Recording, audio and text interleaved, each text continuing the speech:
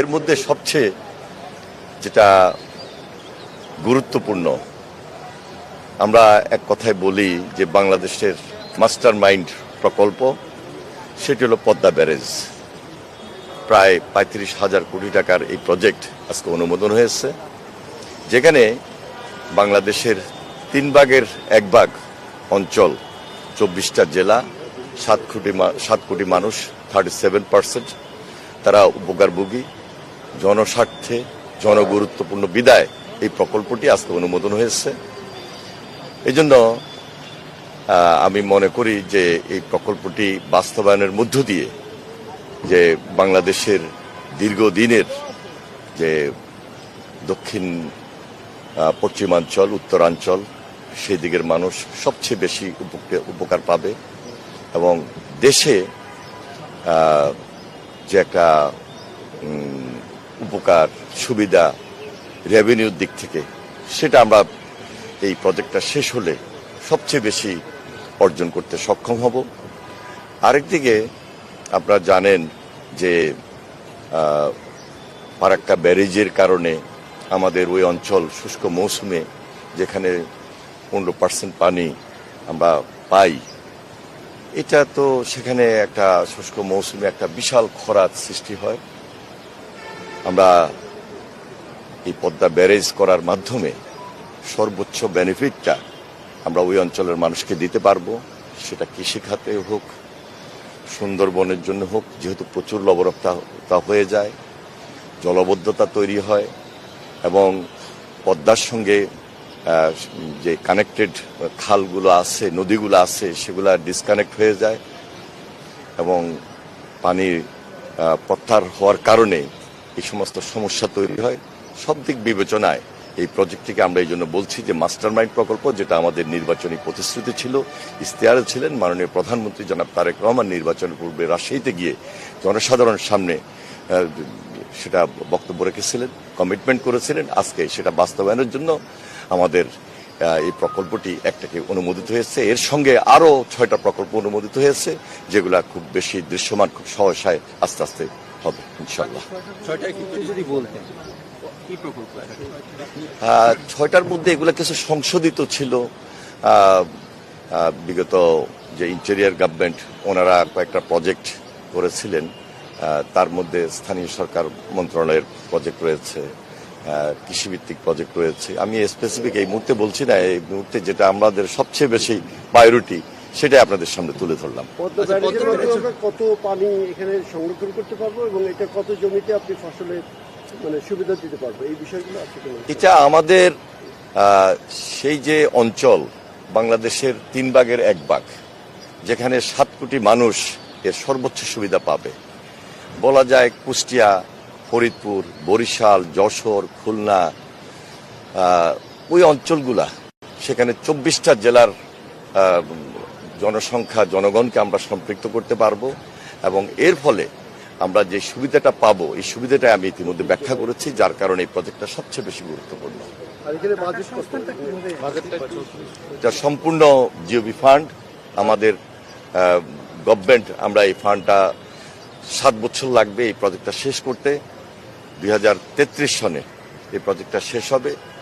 তাহলে প্রতি প্রজেক্টটা যদি 35,000 কোটি টাকার প্রজেক্ট, 5×7=35, এক বছর 5,000 কোটি টাকা আমাদের সরকারের জিওবি ফান্ড থেকে এটাকে এখানে এঙ্গেজ করতে হবে।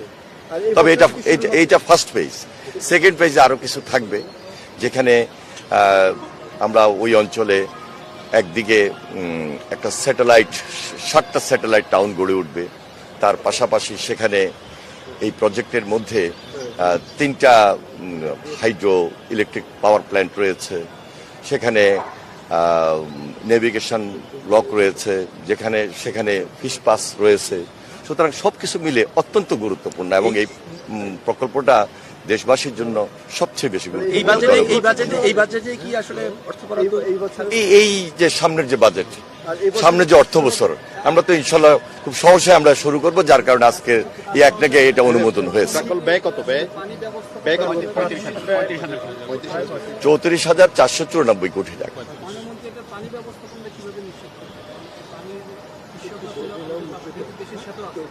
দেখুন, এটা তো সম্পূর্ণ কারিগরি সমীক্ষা হয়েছে। বিভিন্ন স্টাডি কমপ্লিট হওয়ার পর এটা আজকে অনুমোদন হয়েছে। এখানে একটা বিশাল রিজার্ভার থাকবে। আমরা এই পানিটাকে এখানে জমা রাখবো। বর্ষার পানিটাকে আমরা সেটা পাস করব, এবং ন্যাচারাল ওয়াটার আছে, বৃষ্টির পানি আছে, সবকিছু মিলিয়েই তো আমরা এই প্রকল্পটা গ্রহণ করেছি। এই প্রকল্পের সঙ্গে অনেকগুলা নদী কানেক্ট থাকবে, পদ্মার সঙ্গে, এটার সঙ্গে গঙ্গার সঙ্গে পদ্মা, পদ্মার সঙ্গে নদী। সেই নদীগুলো হলো আপনার হিসনা, মাথাভাঙ্গা, গড়াই, মধুমতি, ইসামতি সহ আরো কয়েকটা নদী।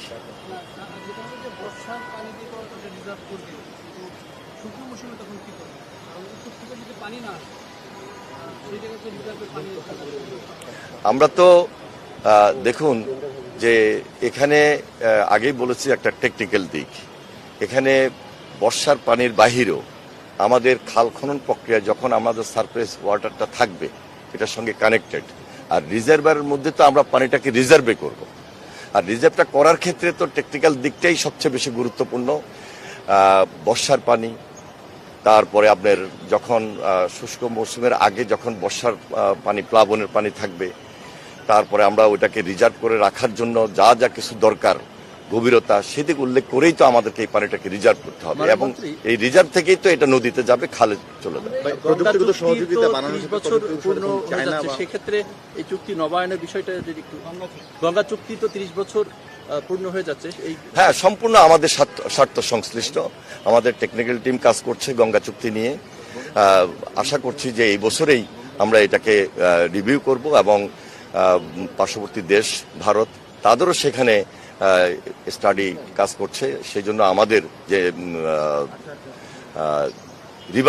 জয়েন্ট রিভার কমিশন, যেটা সেখানে যে কমিটি হয়েছে, ওনাদের যে কমিটি হয়েছে, সেই কমিটি মিলেই তো আলোচনা হচ্ছে, এবং সিদ্ধান্ত খুব শীঘ্রই আপনারা পাবেন। এবং এর মধ্যেই আশা করছি যে 30 বছরের যে চুক্তিটা সম্পূর্ণ হয়ে এবার হচ্ছে, সেটা কন্টিনিউ আবার করবে ইনশাল্লাহ।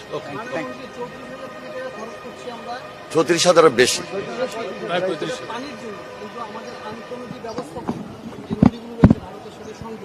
সেই নদী ব্যবস্থাপনা যদি আমরা ঠিক করতে পারতাম, তাহলে তো আমরা এই সংকটটার জন্য এত টাকা খরচ করতে হতো না। একটা নদী কমিশন রয়েছে পানি ভবনে, তাদের আসলে কাজ কি, দীর্ঘদিন ধরে তাদের কি? না, এটার সঙ্গে তো আপনি যেটা বলছেন ওটার কোনো সম্পর্ক নাই। এই যে এটা আমাদের সম্পূর্ণভাবে হলো স্বার্থ সংশ্লিষ্ট। ফারাক্কা ব্যারেজের কারণে যেই ক্ষতিটা আমাদের 1960 সাল থেকে এখন পর্যন্ত হয়ে আসতেছে, আমরা চুক্তি করে পানিটাকে নিয়ে আসতেছি চুক্তির মধ্যে।